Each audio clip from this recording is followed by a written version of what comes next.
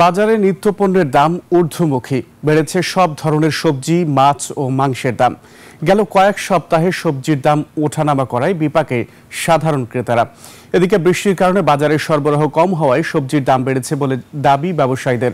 বাজারে প্রকারভেদে সবজি 50 থেকে 80 টাকায় বিক্রি হচ্ছে। টমেটো 120, বিভিন্ন প্রকারের শাক 40 থেকে 50 টাকা, বড় আলু 25 আর পেঁয়াজ বিক্রি হচ্ছে 80 টাকায়।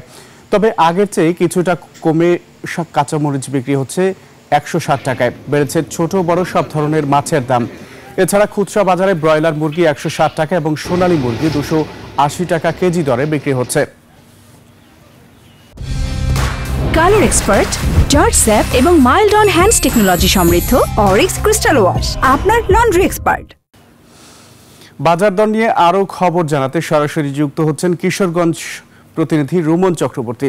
রুমন, নিত্যপণ্যের দামে বিপাকে সাধারণ মানুষ, আজকের বাজার দর নিয়ে আপনার কাছে আর কি কি তথ্য আছে? ধন্যবাদ সুমন।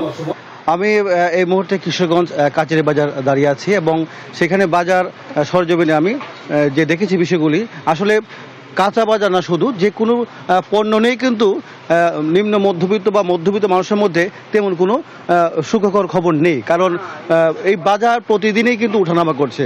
আমি যদি আপনাদেরকে একটু সবজি বাজারটি ঘুরিয়ে দেখাই, এবং বাজারে কিন্তু সব ধরনেরই সবজি মোটামুটি পাওয়া যাচ্ছে, কিন্তু পাওয়া গেলেও প্রতিদিনই সেটি ওঠানামা করছে।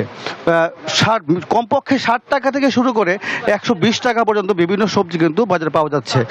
তবে মরিচের দাম কিছুটা হলেও কমেছে, যেটি আগে 200 টাকার উপরে বিক্রি হয়েছিল, সেটি এখন 140 থেকে 160 টাকার মধ্যে বিক্রি হচ্ছে। তবে ডিমের যে দাম, গত সপ্তাহ ডিমের দাম কিন্তু ছিল 48 টাকা হালি দরে বিক্রি হচ্ছে, এখন সেটা 3 টাকা কমে 35 টাকা বিক্রি হচ্ছে। আর যদি আমি মুরগির কথা বলি, ব্রয়লার এবং সোনালী মুরগির কথা, সেই মুরগি কিন্তু 160 টাকা থেকে 280 টাকা পর্যন্ত বিক্রি হচ্ছে। আর মাছের কথা যদি বলি, আপনি জানেন যে কিশোরগঞ্জ হাওর বৃষ্টির একটি অঞ্চল, সেখানে মাছের কিন্তু কোনো রকম সমস্যা হওয়ার কথা না, কিন্তু মাছ ব্যবসায়ীরা আমাকে যে কথাটি জানিয়েছে সেটা হচ্ছে যে বাজারে মাছের যে আমদানি সেটা পর্যাপ্ত পরিমাণ নেই, তাই ছোট থেকে বড় সব ধরনের মাছের কিন্তু দাম অনেক বেশি বিক্রি হচ্ছে।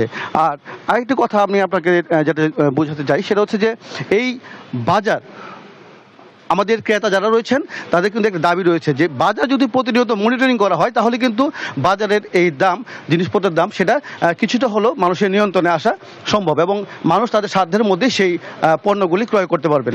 সুমন, এই ছিল কিশোরগঞ্জ থেকে আমার কাছে নিত্য প্রয়োজনীয় বাজারের সর্বশেষ খবর।